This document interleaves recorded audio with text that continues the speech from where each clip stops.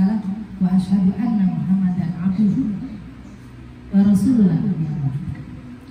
Yang saya hormati Ketua Majelis Taklim beserta jajarannya yang insyaallah dirahmati oleh Allah Subhanahu wa taala, Ibu Erwin yang juga insyaallah dirahmati oleh Allah Subhanahu wa taala, Ibu RT dari RT 1 sampai RT 6 dan juga para panitia ya Bu ya, putih-putih ya, bukan putih-putih, putih coklat ya, dan juga ibu-ibu semuanya yang hadir di pagi yang barokah ini, insyaallah semuanya diberkahi oleh Allah Subhanahu wa taala. Alhamdulillah, puja dan puji syukur senantiasa kita sambungkan kepada Allah, yang mana alhamdulillah kita agak pagian ya Bu ya. Semoga pertemuan kita semuanya ini dirahmati, diberkahi dan diberikan ampunan oleh Allah Subhanahu wa taala. Salawat teriring salam semoga senantiasa terlimpahkan kepada uswatun hasanah kita baginda Nabi besar Muhammad sallallahu alaihi wasallam. Beliaulah yang telah membawa kita dari alam kegelapan ya Bu ya menuju alam yang terang benderang ini, yakni Isra. Baik ibu-ibu yang dirahmati Allah Subhanahu wa taala, Isra dan Mi'raj hari ini ya Bu ya. Besok ya. Kemarin ya. Iya besok. Ya hari ini kan hari Ahad ya. Besok ya Isra dan Mi'raj. 27 Rajab Nabi Muhammad berisra Mi'raj. Kok apa? Oh berarti nggak usia saya ya. Kalau usia saya apa itu? Ya nasi daria. Ya ibu nggak dengerin nasi daria, dengerin Roma Irama. Baik, ini yang dirahmati oleh Allah Subhanahu wa taala. Kita pengertian Isra dan Mi'raj itu adalah perjalanan di malam hari Nabi Muhammad dan malaikat Jibril dari Masjidil Haram ke Masjidil Aqsa, kemudian ke Sidratul Muntaha. Ini Isra dan Mi'raj. Ya. Jadi Isra-nya sendiri perjalanan dari Masjidil Haram ke Masjidil Aqsa. Ini digarisbawahi Nabi Muhammad beserta malaikat Jibril, nggak sendirian. Kalau malaikat sendirian, Nabi Muhammad sendirian nggak nyampe. Kenapa? Perjalanan dari Masjidil Haram ke Masjidil Aqsa itu antara satu bulan sampai 1,5 bulan perjalanan naik kuda. Zaman dulu kan kuda, nggak ada mobil. Ya, jadi itu. Di dalam surat Al-Isra tadi dibacakan itu ya. Ayat ini diawali dengan Subhanalladzi Maha Suci Allah. Ya. Katakan di sini Asra bi abdihi laila minal masjidil haram ilal masjidil aqsa. Ya, yang telah memperjalankan hambanya Muhammad pada malam hari dari Masjidil Haram ke Masjidil Aqsa yang telah kami berkahi. Jadi Rasulullah itu tidak berjalan sendiri tapi diperjalankan. Paham Bu? Kalau jalan sendiri mustahil, tapi diperjalankan oleh Allah, tidak sendirian. Ya, naiknya buruk. Ya kalau kita sekarang itu ya buruknya buruk pesawat. Ke Surabaya cuma 1 jam. Ya Bu, coba kalau jalan kaki, masa Allah. Coba kalau naik kuda lebih ini lagi. Naik kereta itu bisa 9 sampai 10 jam. Ya Bu. Jadi itu, ya. Jadi yang memperjalankan Muhammad, hambanya Muhammad pada malam hari dari Masjidil Haram ke Masjidil Aqsa yang telah kami berkahi sebelumnya, agar kami perlihatkan kepadanya sebagian tanda-tanda kebesaran kami. Sungguh Dia Maha Mendengar, Maha Melihat. Ini adalah sebuah tanda-tanda kebesaran Allah. Bahkan salah satunya ketika Rasulullah mengadakan Isra Mi'raj dan perjalanannya langsung bus, itu ada ketemu satu kafilah dagang. Padahal perjalanannya cepat, tapi kebesaran Allah luar biasa. Rasulullah menyapa mereka. Kan harusnya nggak kesapa Bu, karena bus gitu kan ya. Ini tapi karena ada tanda kebesaran Allah juga, mereka bisa disapa oleh Rasulullah dan mereka tahu kalau yang menyapa itu Rasulullah SAW. Makanya ketika Rasul berkata, mengabarkan pertama ke Abu Jahal, kata Abu Jahal, gila Muhammad, gitu ya Bu. Dikumpulkan semua orang gitu ya. Rasulullah mengatakan, aku habis perjalanan dari Masjidil Haram ke Masjidil Aqsa langsung Sidratul Muntaha turun lagi, dan itu perjalanannya cepat. Ya, maka mereka bilang Muhammad gila. Angkat kaki satu diangkat sama Rasulullah, dua-duanya nggak bisa. Bagaimana mau naik ke langit? Kaki dua aja nggak bisa ngangkat. Gitu Bu, gila Muhammad, masya Allah. Ya, sampai Rasulullah disuruh menyebutkan pintu dan jendela-jendelanya Masjidil Aqsa. Ya, sama Allah langsung tren gambaran ditaruh di depan Rasulullah. Rasul bisa mengatakan berapa jumlahnya pintu dan jumlahnya jendela Masjidil Aqsa. Tetap mereka tidak percaya. Sebenarnya kalau ucapan Rasulullah mereka percaya. Yang tidak percaya itu perjalanannya yang dibawa oleh Rasulullah dan agamanya yang dibawa oleh Rasulullah. Sehingga mereka mengatakan Muhammad gila. Kalau untuk sekarang Bu, itu bukan masalah yang ini. Semuanya akan tahu, semuanya paham. Coba Bu, kita ini gede, kita malaikatnya, ya kita Jibrilnya, saya apalagi gede banget gitu kan. Terus manusianya itu seperti semut kecilnya, ya kan? Jibril sama manusia itu jauh semut. Ya, kita mau pergi, saya nggak usah jauh-jauh ke Surabaya tempat saya, ya Bu ya. Semut ikut yuk, dibawa itu semut. Kan diperjalankan tadi, bukan jalan sendiri, diperjalankan. Jadi Rasulullah diajak oleh malaikat Jibril naik buruk. Semut kita ajak, kita naik buruk ke Surabaya. Sejam muter-muter di Surabaya, balik lagi 3 jam balik. Dia cerita sama semut, aku tadi habis Isra dan Mi'raj misalnya. Apa kata yang lainnya semut? Gila. Tapi ketika kita itu kan berarti bener bisa kita begitu, ya Bu ya, naik buruknya pesawatnya. Ya, itu gambaran sekarang kalau Rasulullah itu, ya Bu, karena kita sekarang kalau naik pesawat itu cepat. Coba dulu aja naik haji Bu, naik apa? Kapal, ya. Kapal itu bisa sebulan 2 bulan sampai sudah kita selamatin meninggal. Takut meninggal dunia kan, zaman dulu gak ada HP, gak ada apa, gak bisa ngabarin. Sekarang kesono 9 jam nyampe ke Jeddah. Ya Bu, Masya Allah, semoga semuanya nanti ya Bu ya bisa nyampe ke tanah suci Mekah, ya Bu ya, ke Madinah dengan umroh maupun haji. Amin ya Allah ya Rabbal Alamin. Ini Pak tadi ya gambaran. Jadi Rasulullah itu diperjalankan kayak semut tadi, dipegang, dibawa, ditaruh di ini, kita bawa nggak hancur. Rasulullah itu nggak cuma ruhiannya Bu yang Isra dan Mi'raj, tapi badannya ikut semua. Ya, itu. Ibu buka lagi suratnya di surat 70. Surat 70 ayatnya 4, surat Al-Ma'arij. Monggo. Ya, surat 70 surat Al-Ma'arij. Ayatnya 4. A'udzubillahi minasyaitonirrajim. Bismillahirrahmanirrahim. Ayatnya 4 ya Bu ya.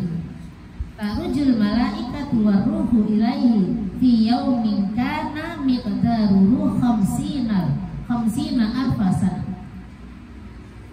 Para malaikat dan Jibril naik menghadap kepada Tuhan dalam sehari setara dengan 50.000 tahun. Seharinya malaikat untuk kita itu 50.000 tahun, bukan 50 tahun tapi 50.000 tahun. Artinya apa? Itu seharian loh. Kalau malaikat dengan secepat kilat wes nyampe. Orang 50.000 tahun loh seharinya malaikat, dengan kita menghadap ke Allah itu 50.000 tahun. Jadi itu hal yang tidak mustahil. Kenapa? Karena Jibril itu gede. Malaikat yang terkuat dan besar itu malaikat Jibril. Ya, malaikat Jibril ini tugasnya menyampaikan wahyu. Salah satunya lagi yang menghancurkan kaum Lut, yang mengangkat, ya Bu ya, mengangkat perkampungan kaum Lut, diangkat oleh malaikat Jibril, dibanting lagi, dibuang lagi itu malaikat Jibril. Dan yang mengantarkan ruh Isa ke perutnya apa? Maryam, itu nama malaikat Jibril. Ya. Dan malaikat Jibril masih banyak tugasnya lagi nanti Ramadan, di akhir-akhir Ramadan. Ya, ketika ada Bu, akhir Ramadan Bu, Lailatul Qadar, malaikat Jibril beserta para malaikat yang lainnya akan turun mengatur bumi. Jadi malaikat Jibril tugasnya nggak berhenti cuma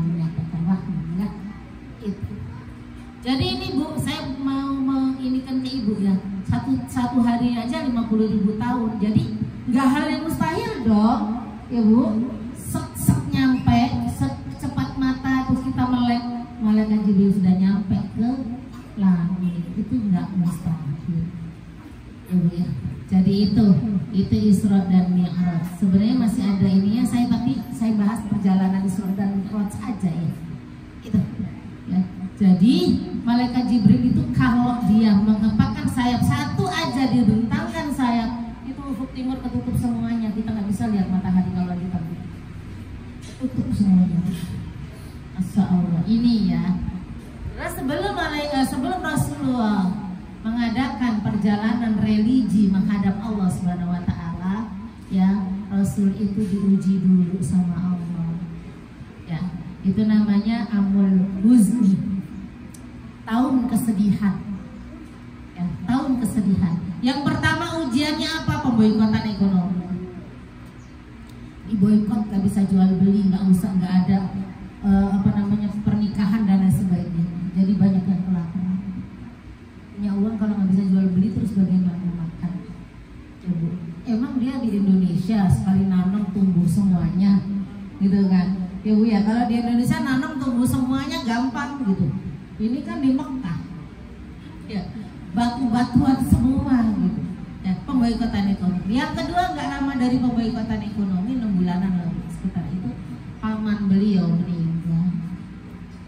Paman Rasulullah itu backingan politik Rasul. Orang kafir itu segan banget dengan pamannya. Kalau ada apa-apa ke pamannya dulu, nggak langsung ke Rasulullah.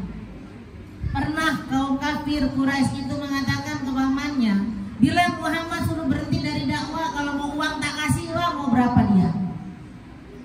Mau wanita mau berapa dia tak kasih, mau jabatan aku kasih, tapi berhenti dia dari dakwah.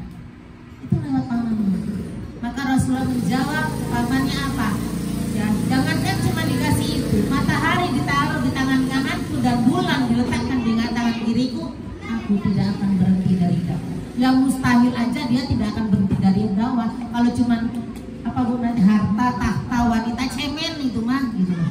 Matahari sampai bulan aja aku tidak akan berhenti dari dakwah. Itu salah satu contohnya paman ini backingan politik. Jadi semuanya lewat pamannya dulu. Kalau pamannya meninggal, ibu bisa bayangin kekejaman mereka luar biasa. Ibu ya, sama Rasul dan para pengikutnya.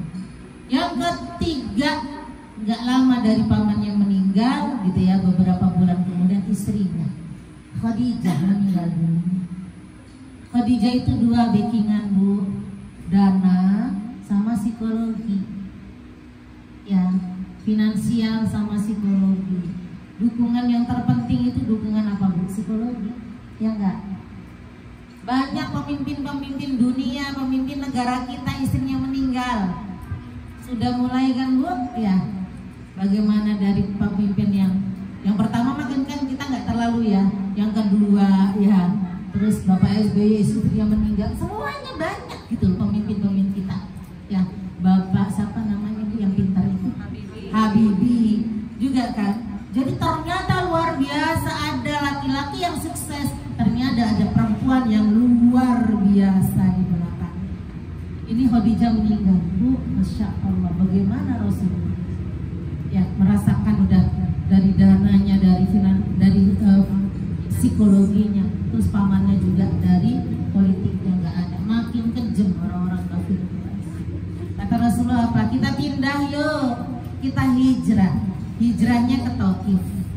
Jadi pernah hijrah itu ke Taif. Ya. Taif itu tempat ibunya Rasulullah, Bani Al-Thaqafi, ya Bu ya. Ini ibunda Rasulullah itu dari sana. Berharap dapat dukungan, ya Bu. Ternyata apa? Dilemparin batu, dilemparin kotoran, Masya Allah. Ya. Rasulullah itu berdarah-darah dan beliau sibuk ngambilin darah biar tidak menetes ke bumi. Karena malaikat bilang kalau seandainya darah Rasulullah menetes ke bumi, hancurin Taif. Jadi Rasulullah melindungi Taif, melindungi umat yang di sana ketika dilempari dan lain sebagainya. Malaikat turun, ya Rasul, seandainya sekarang ini kalau engkau aku hancurkan, aku ambrukin gunung ini ke Taif. Sekarang juga aku ambrukin gunung. Tapi Rasulullah bilang apa? Jangan. Mereka tidak tahu. Aku berharap kepada anak cucunya, Bu. Ya Allah, sudah berdarah-darah, malaikat aja kesel, gitu kan? Ibaratnya tadi kan kalau ada darah Rasulullah sampai turun ke bumi kita hancurin. Tapi Rasulullah tetap berdoa. Ini Bu, Rasul nggak pernah pakai doa pamungkas ya. Rasul nggak pernah pakai doa pamungkas. Doa untuk hancurin umat kan, nabi-nabi yang lain ada kan doa, ya Allah mereka gak beriman kepadaku. Akhirnya apa? Hancurkan. Ini Rasulullah tidak, mereka tidak tahu itu jawabannya. Jadi ini Bu, jadi ibroh atau pelajaran yang bisa kita ambil apa Bu? Ujian-ujian itu akhirnya nanti indah. Ya. Rasul dari pemboikotan, dari pamannya yang beliau sayangin dan beliau ada dukungan dari dari politiknya, istrinya yang tercinta. Rasul itu nggak punya istri lagi loh selain Khadijah. Tapi setelah Khadijah baru Rasulullah istrinya yang lain-lain ya. Kalau Khadijah satu, makanya Ibu kalau suaminya mau nikah lagi, aku pengen kayak Khadijah. Ya meninggal dulu aja, aku baru boleh nikah. Ya itu ya Bu, dan ternyata dilemparin batu dan kotoran berdarah-darah di Taif. Ya Bu, apa nggak rasanya Rasul itu sudah mentok Bu, sudah nggak bisa ngomong apa-apa. Ternyata apa? Mau diperjalankan oleh Allah, perjalanan religi. Ya Bu, mau ketemu dengan Allah. Ini ibrohnya. Jadi ambil ibroh dari Rasulullah ini. Rasul kita mah ujiannya nggak gitu-gitu amat, nggak ada seujung kukunya Rasul ini ya Bu. Ujiannya Masya Allah. Ternyata indah, Rasul naik mau Isra dari itu. Ya, jadi diperjalankan Rasulullah ketemu kafilah dagang. Rasulullah dikasih minum air apa susu, Rasul minum susu. Ya Bu. Terus Rasulullah sholat di Masjidil Aqsa beserta 24 nabi, 25-nya kan Rasul. Rasul jadi imam coba. Nabi kita ini imamnya gitu. Ya, jadi kalau kita bikin film itu ya ada jagoannya. Nah, Rasulullah ini jagoannya. Gitu. Jagoan-jagoan yang lain, nabi yang lain, tapi Rasulullah jagoan yang utama. Peran utamanya itu Rasul ternyata. Gitu. Setelah itu dari Masjidil Aqsa ke Sidratul Muntaha, naik ke langit ke satu. Ini belum langit tuh, yang kelihatan awan dan lain sebagainya belum langit. Ya, kita naik pesawat masih bisa, itu masih jauh dari langit Bu. Ya, Rasulullah naik ke pertama, ketok pintu. Siapa? Jibril. Dengan siapa engkau? Dengan Rasulullah Muhammad Sallallahu Alaihi Wasallam. Sudah diizinkan oleh Allah Subhanahu. Jadi begitu ini ternyata kalau kita ke ini ya Bu ya, di kepresidenan dan lain sebagainya itu kan ini ya Bu, kalau abri-abri itu ya Bu ya, jangankan presiden, mau ke jenderalnya aja itu lewat. Sama ini kita mau ke Allah gitu kan. Ini yang dicontohkan oleh Allah Subhanahu Wa Taala. Jadi kunci ada penjaganya. Sama abri itu bapak saya dulu kalau dijaga berdiri itu nggak bisa apa-apa ya Bu yang berdiri gitu. Bapak saya ya abri, ibu kan suaminya abri, jadi ngerasa tahu gitu memang Bu. Bapak saya abri Bu, angkatan laut Bu, berlayar melulu gitu. Ya, terus dibukakan pintu langit pertama. Di situ Rasulullah masuk, Rasul bertemu dengan Nabi Adam alaihissalam. Nabi Adam Bu dipertemukan ya oleh Allah Subhanahu Wa Taala. Allah ingin memperlihatkan kepada kita semuanya bahwa ini loh manusia pertama yang diciptakan. Jadi kita itu bukan berkekerabatan monyet, bukan ngelihat ibu terus monyet ya. Kata Darwin itu kita itu dari monyet, ibu mau. Darwin aja nggak mau. Dia bilang itu orang timur itu kita sopan. Ibu ya, kita dari monyet. Astagfirullah. Ini bisa nggak oleh Allah? Ya, jadi ada bapak pembentuk keluarga pertama siapa? Nabi Adam alaihissalam. ketemu oleh Nabi Adam itu. Jadi ditepis semuanya. Yang katanya dulu kalau waktu saya SMA itu, jadi kita itu dari kayak cecurut gitu. Ya, terus gede jadi apa, jadi apa, jadi apa. Enak aja kita dari curut. Ya Bu, Masya Allah. Ada-ada aja kan ilmuwan itu. Dan mereka pintarnya itu bukan ada iman, karena nggak ada iman. Ya, pintar banget tapi tidak punya iman. Akhirnya diakalkan semua. Itu ya. Ini yang pertama, di langit pertama. Di langit kedua naik lagi, ketok-ketok pintu lagi, ditanya siapa? Jibril. Dengan siapa? Rasulullah. Sudah diizinkan masuk, sudah dibuka pintu langit kedua. Ya Bu ya. Ini nggak tahu gambaran kita pintu langit itu sampai sepanjang apa ya Bu. Ketemu dengan Nabi Yahya alaihi salam dan Nabi Isa. Dua nabi ketemu. Jadi di samping mendapatkan wahyu sholat 5 waktu, perintah sholat 5 waktu, Rasul itu diajarkan untuk apa? Untuk apa namanya Bu? Tentang negara, tentang perpolitikan. Nih bentuk negara itu kayak begini loh. Itu diajarkan ketika ketemu dengan para nabi. Ya, jadi ketemu Nabi Yahya. Nabi Yahya ini punya apa namanya? Punya pengalaman mengalahkan raja Romawi, Herodes namanya. Ya, jadi kuat banget gitu ya. Di sana itu kan 2 negara yang super power. Kalau kita kan sekarang 1 ya, Amerika ya. Kalau dulu kan Amerika dan Rusia. Di sana itu super powernya itu Romawi dan Persia. Ya. Nah, Raja Herodes ini dikalahkan oleh Nabi Yahya alaihissalam.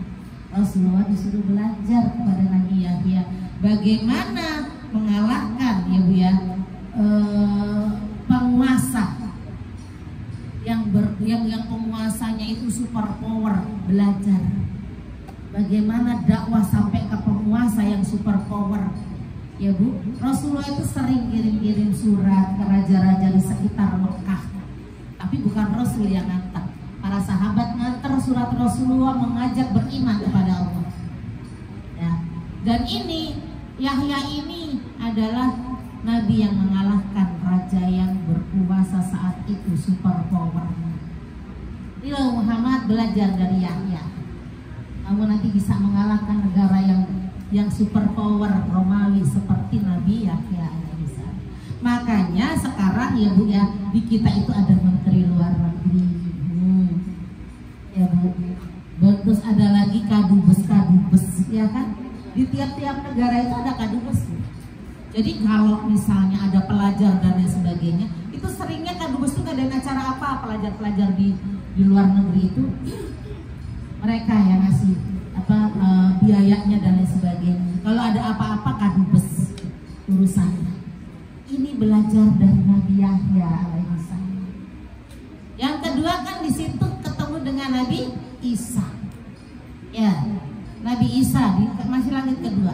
Nabi Isa ini punya pengalaman yang luar biasa, dikhianati oleh murid kepercayaannya. Hati-hati Muhammad, ternyata orang terdekat kita banyak yang munafik. Ini Nabi Isa itu murid kepercayaannya, Yudas Iskariot namanya. Ya, ini jadi di zaman Nabi Muhammad itu banyak juga munafik. Ya munafikun salah satunya itu tahu munafikun di zaman Rasulullah itu bin Salul. Lupa Bu. Ya nanti deh ingat. Ya. Jadi itu Bu. Jadi Yudas Iskariot itu yang diserupakan Nabi Isa alaihissalam. Ibu buka suratnya di surat An-Nisa ayatnya 157 158. Emang Bu, surat An-Nisa surat 4. Yang bawa Quran silakan dibuka. 157 158. Emon Bu. 157 sampai 158. Saya aja auzubillahi minasyaitonirrajim. Bismillahirrahmanirrahim. 157 158. Saya yang baca ya Bu. Dan kami hukum juga karena ucapan mereka. Sesungguhnya kami telah membunuh Al-Masih Isa putra Maryam, Rasul Allah. Padahal mereka tidak membunuhnya dan tidak pula menyalibnya, tetapi yang mereka bunuh adalah orang yang diserupakan dengan Isa. Pendapat tentang pembunuhan Isa selalu dalam keraguan-raguan tentang yang dibunuh.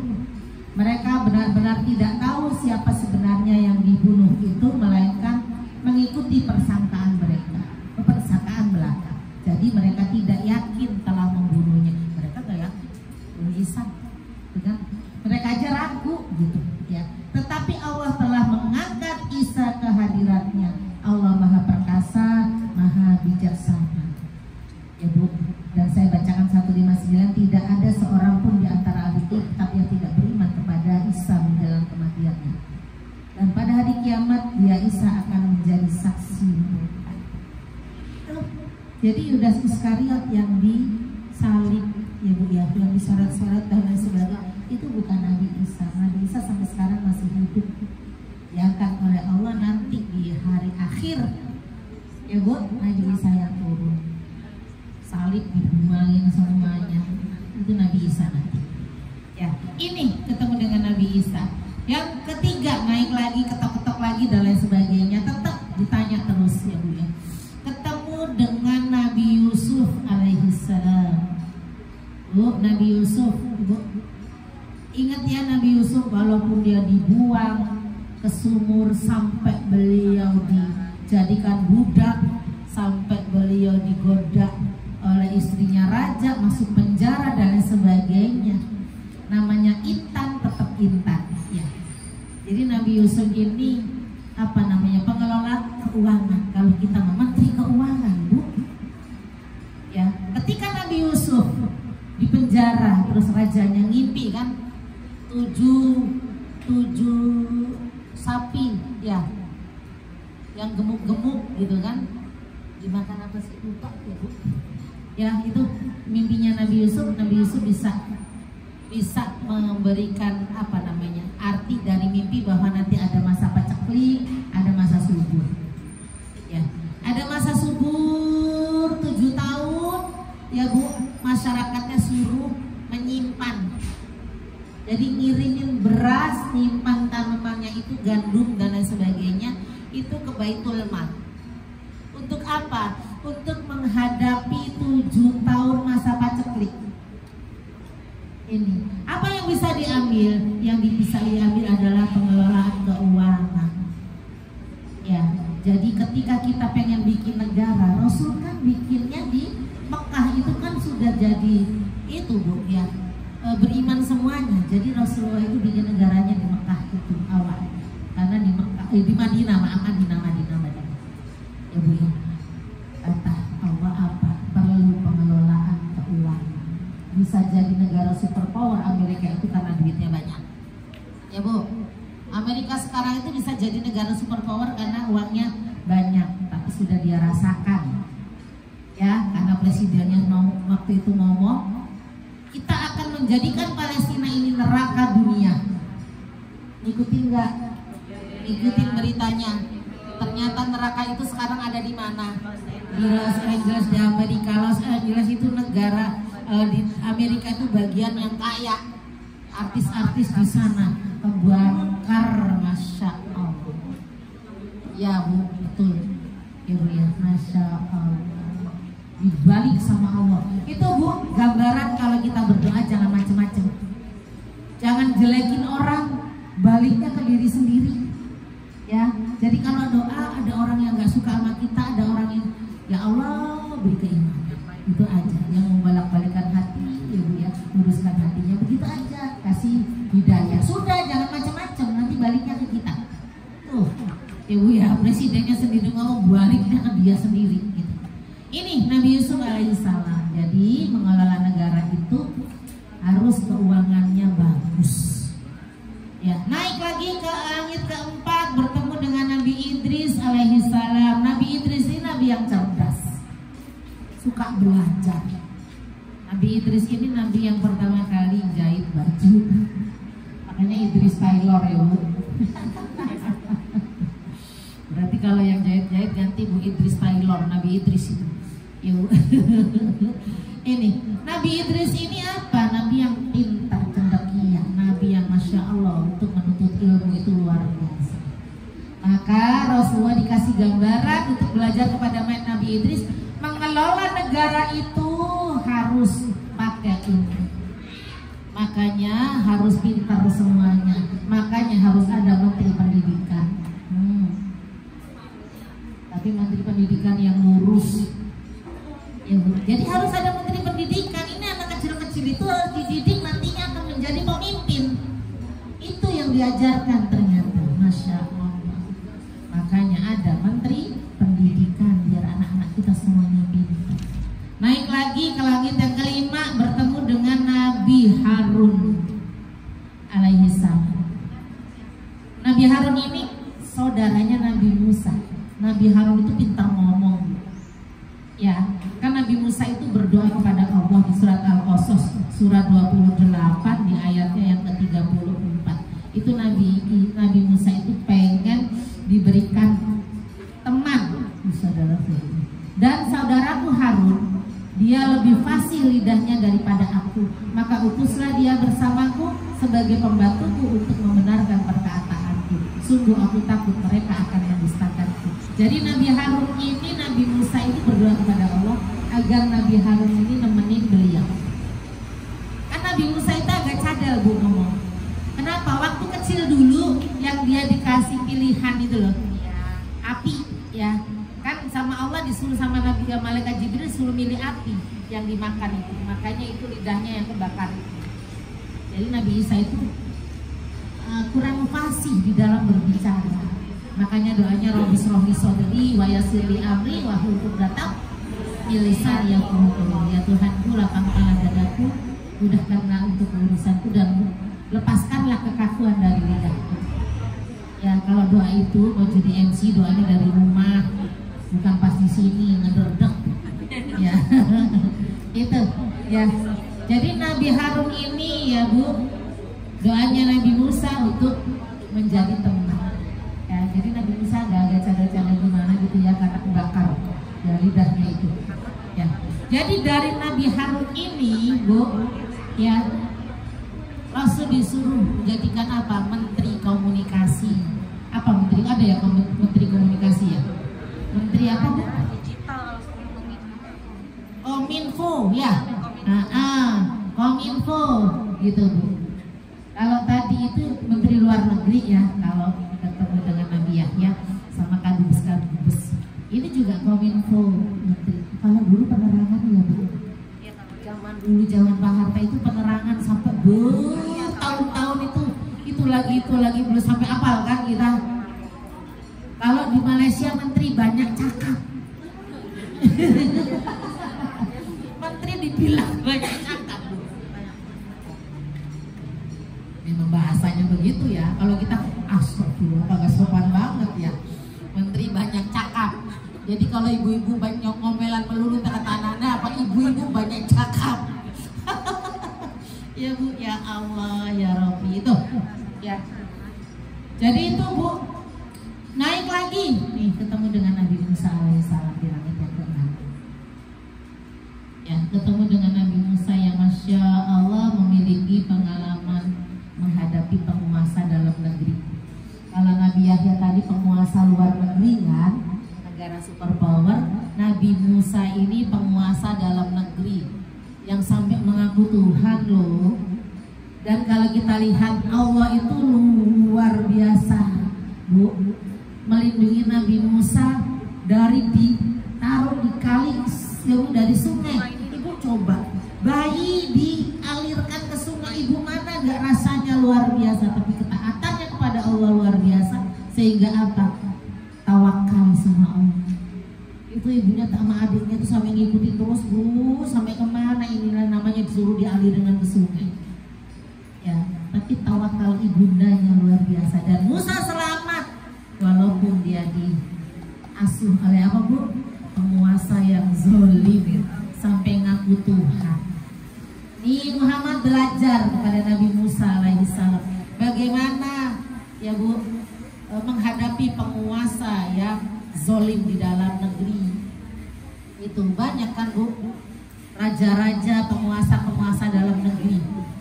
Walaupun sama-sama Madinah, sama-sama Mekah, tetap banyak kerajaan-kerajaan kecil-kecil dan lain sebagainya.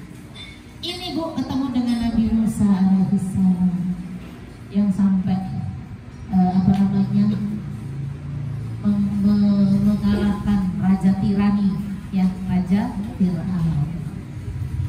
Yang terakhir naik ke langit yang ketujuh bertemu dengan Nabi Harun, Nabi Ibrahim alaihissalam. Bapak tauhid Bu. Ya, Bapak tauhid Nabi Ibrahim itu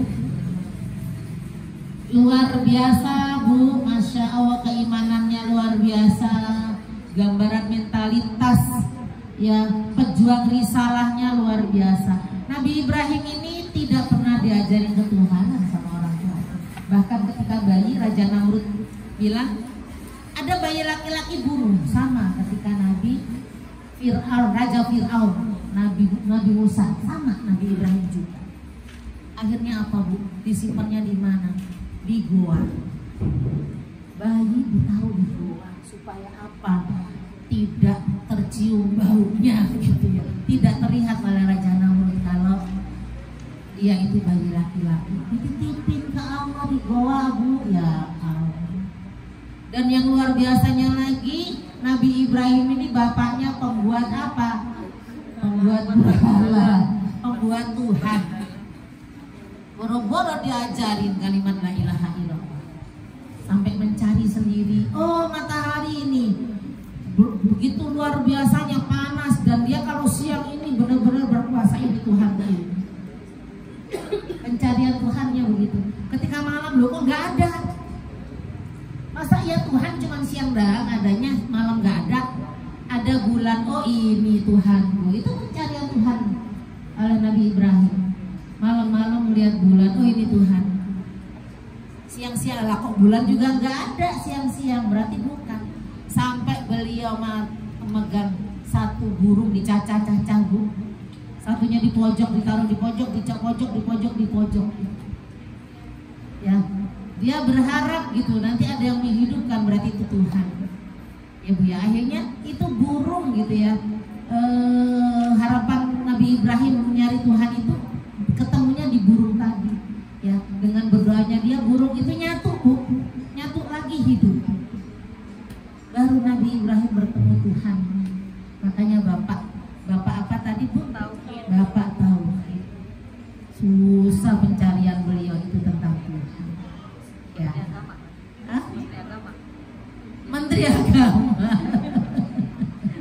Iya, Masya Allah. Berarti kan benar cara mengelola negara. Kalau sekarang itu kan politik namanya. Jadi ternyata politik itu tidak lepas dari Islam sebenarnya, ya Bu. Jadi diajarkannya ketika Rasulullah Isra dan Mi'raj. Akhirnya apa? Rasulullah naik Bu. Naik ke Sidratul Muntaha. Jibril berhenti. Jibril aja nggak bisa naik. Jadi Rasulullah sendiri yang naik ke langit, ke Sidratul Muntaha, itu udah di atasnya lagi. Kerajaan Allah di sana. Bertemu dengan Allah Subhanahu wa Ta'ala. Menerima perintah sholat 50 waktu. Ibu bisa bayangin kalau sholatnya 50 waktu bagi 24 jam. Ya Bu, bagi 24 jam. Baru goreng setengah jam sekali ya sholat ya. Astagfirullahaladzim. Saya nih ceramah di sini 1 jam udah 2 kali sholat kalau 50 waktu, ya kan? Masya Allah, begitu sengsaranya kita. Baru masak, ketik setengah jam sholat, gitu ya. Baru apa sholat, tidur sholat. Astagfirullah. Ya, jadi Nabi Musa inilah yang bilang ke Rasulullah, umatmu gak kuat. Ya Bu ya, sampai bolak-balik akhirnya jadi 5 waktu. Lagi aja banyak yang susah, masih males. Ayo, Nabi Musa udah bilang 5 waktu, nah minta lagi enggak, aku udah malu sama Allah. Minta lagi, minta malu kan Bu. Akhirnya apa? 5 waktu yang pahalanya sama dengan 50 waktu. Itu aja banyak yang kagak sholat, ya Bu. Ada yang puasa mau puasa, sholat mah kagak Bu. Banyak banyak loh ya, puasa dari sahur tidur sampai asar loh. Enak banget, kagak kerasa apa-apa. Ya Bu, bangun-bangun asar udah mau maghrib. Innalillahi. Iya, malam buat melek. Gak sholat tapinya asar. Banyak loh Bu yang kayak begitu. Ya. Ya Allah, itu ya Bu ya. Jadi perjuangan Rasulullah untuk menerima sholat 5 waktu itu berat. Dari ujiannya yang 4 tadi, sampai perjalanannya berat, sampai dianggap orang gila. Ya, alangkah sedihnya Rasul melihat kita yang sholatnya bolong-bolong, yang sholatnya masih nganggep enteng. Makanya saya yakin kalau ibu-ibu sudah nggak ada bolong-bolong, ya, walaupun mungkin waktunya yang lewat-lewat gitu ya. Berarti beneran ya Bu? Iya, iya beneran. Kadang-kadang kalau udah lagi males ya Bu ya, atau lagi ngapain sebentar ya Allah lagi balas WA. Iya, kadang-kadang Bu kalau manusianya keluar ya, setannya kuat gitu kan. Sebentar lagi ini susah. Tangguh. Lah Ibu kadang-kadang mau masak cetek kompor. Ya Allah tanggung masak nih, salah Ibu sendiri, cetek kompornya di azan, ya Bu. Iya, begitu ceritanya. Jadi ayo minimal sholat 5 waktu ini yang kualitasnya kita kencangkan, kita kerjakan sekarang dengan kualitas yang bagus. Anak-anak kita minimal 5 waktu itu Bu, melaksanakan. Ya, saya sekarang tuh punya anak kecil ya Bu ya. Ponakan saya ajak ke rumah TK, karena dia TK jadi belajar di TK saya. Saya lihat bacaan sholat aja belum bisa, tapi saya ajak terus sholat 5 waktu itu. Sholat ngatin kita mau ruku sujudnya, nggak apa-apa, minimal dia tahu waktu. Sholat apa? Zuhur. Oh sholat lagi asar gitu, jadi dia tahu gitu. Ya itu minimal anak-anak kita itu sholat 5 waktu. Baik, ibu-ibu yang dirahmati Allah Subhanahu wa Ta'ala, itu saja yang bisa saya sampaikan. Ya Bu ya, saya ada acara lagi, mohon maaf yang sebesar-besarnya.